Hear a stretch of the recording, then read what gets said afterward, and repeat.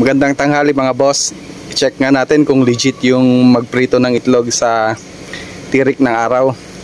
So sa ngayon, iwan muna natin yung pagpriprituhan natin ng mga 30 minutes para uminit.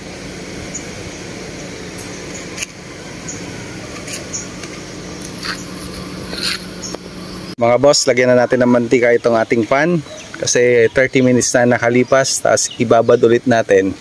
Ayan lang natin dyan na uminit ulit yung mantika. Ito mga boss, after 30 minutes, subukan natin lagyan ng itlog. Kung legit nga na makakapagprito ito ng itlog. Ayan, lalagyan na natin.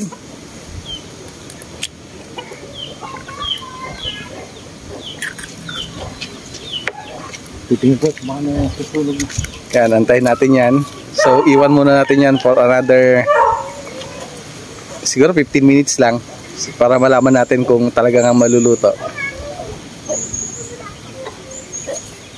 Balikan na natin ang ating perinito sa araw.